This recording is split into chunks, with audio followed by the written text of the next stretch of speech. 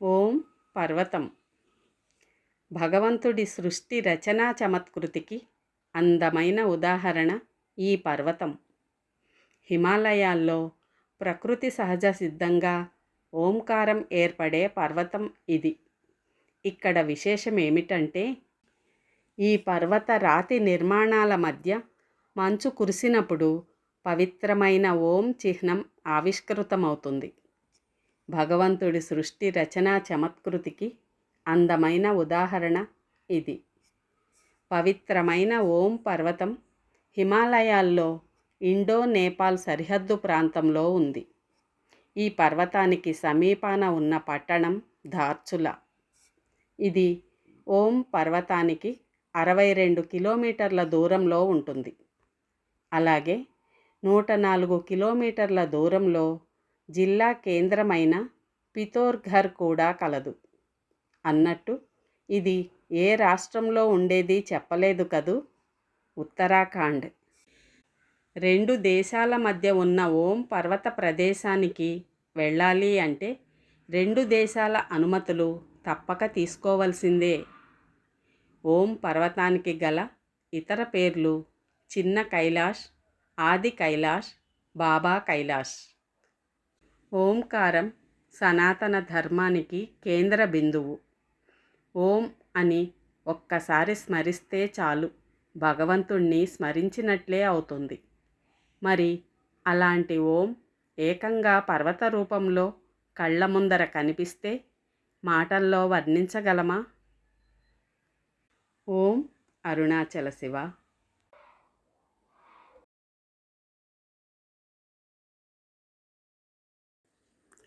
సంకటనాశన గణపతి స్తోత్రము సంపూర్ణ అర్థము.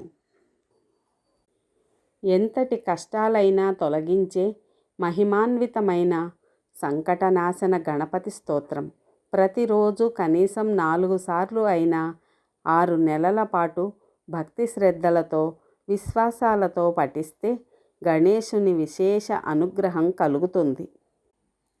మనం ఏ కార్యం తలపెట్టినా అది ఎటువంటి అవరోధాలు కలగకుండా విజయవంతంగా కొనసాగాలని ప్రప్రథమంగా శ్రీ విఘ్నేశ్వరుని ప్రార్థిస్తాము. సకల సంకటాలను తొలగించే గణపతి అనుగ్రహం కోసం సంకటనాశన గణపతి స్తోత్రం భక్తి శ్రద్ధ విశ్వాసాలతో పఠిస్తే శ్రీ గణేశ అనుగ్రహం తప్పకుండా కలుగుతుంది. ఇది ఎవరికి వారు స్వయంగా అనుభవపూర్వకంగా తెలుసుకోవచ్చు. ప్రతిరోజు ఈ మహిమాన్వితమైన స్తోత్రాన్ని పఠించి గణేశ అనుగ్రహం పొందుదాం. సంకటనాశన గణేశ స్తోత్రం. నారద ఉవాచ. ప్రణమయ్యా శిరసా దేవం గౌరీపుత్రం వినాయకం భక్తావాసం స్మరే నిత్యం ఆయుష్కామార్థసిద్ధయే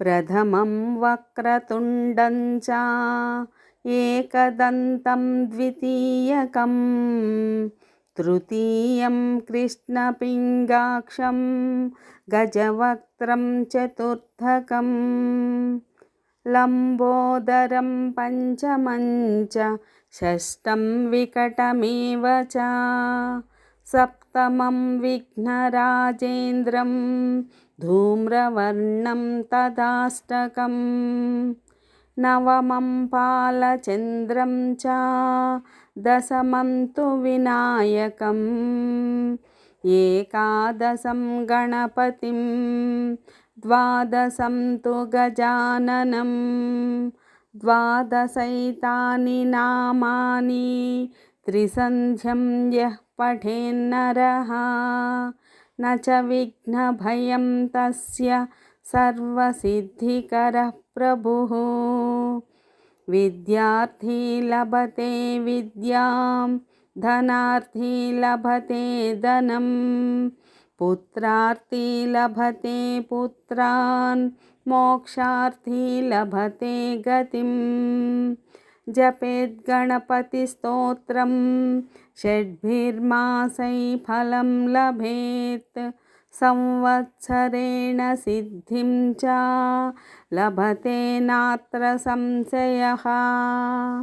అష్టభ్యో బ్రాహ్మణేభ్యశ్చ లిఖిత్వాయ సమర్పయేత్. తస్య విద్యా భవేత్ సర్వా గణేశస్య ప్రసాదతః. ఇతి సంకటనాశన గణేశ స్తోత్రం సంపూర్ణం. దేవతలందరికంటే ముందుగా పూజించబడేవాడు గౌరీ తనయుడు విఘ్నాధిపతి అయిన గణపతిని సకల సుఖ సౌభాగ్య ధనధాన్య ఐశ్వర్య ఆరోగ్య వృద్ధి కొరకు సదా నమస్కరిస్తూ భక్తి శ్రద్ధలతో ఆరాధించెదను. ప్రథమ నామం వక్రతుండ అంటే వంపు కలిగిన తొండము కలవాడు. ద్వితీయ నామం ఏకదంత అంటే ఒకే దంతము కలవాడు. తృతీయ నామం కృష్ణ పింగాక్ష ముదురు గోధుమ రంగు కన్నులవాడు. చతుర్థ నామం గజవక్త్ర అంటే ఏనుగు ముఖము వంటి ముఖము కలవాడు. పంచనామం లంబోదరం అంటే పెద్ద పొట్ట కలవాడు. షష్టమ నామం వికట భారీ కాయము కలవాడు అని అర్థం. సప్తమ నామం విఘ్నరాజా విఘ్నాలను తొలగించేవాడు అని.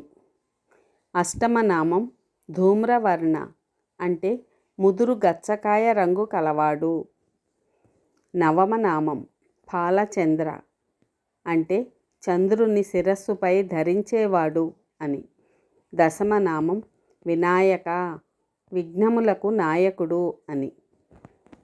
ఏకాదశ నామం గణపతి దేవగణములకు అధిపతి.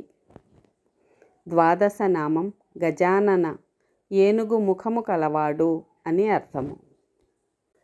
ఈ ద్వాదశ అంటే 12 నామముల శ్లోకం భక్తి శ్రద్ధలతో ధ్యానించడం వలన జ్ఞానము కోరుకున్న వారికి జ్ఞానము, ధనధాన్యములు కోరుకున్న వారికి ధనధాన్య వృద్ధి, పుత్ర సంతాన ప్రాప్తి కోరుకునే వారికి పుత్ర సంతానము మరియు మోక్షసిద్ధి కోరుకునే వారికి మోక్షము సిద్ధించును. ఈ సంకటనాశన గణపతి స్తోత్రం 6 మాసాల పాటు జపించిన వారికి కోరిన ఫలములు లభించును. 1 సంవత్సరం పాటు జపించిన వారికి అనుకున్న పనులలో తప్పక విజయం సాధించగలరు అనే విషయంలో ఏమాత్రమూ సందేహం లేదు.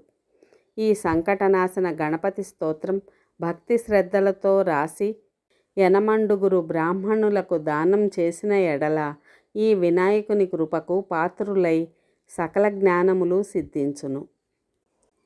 ఓం గం గణపతయే నమః.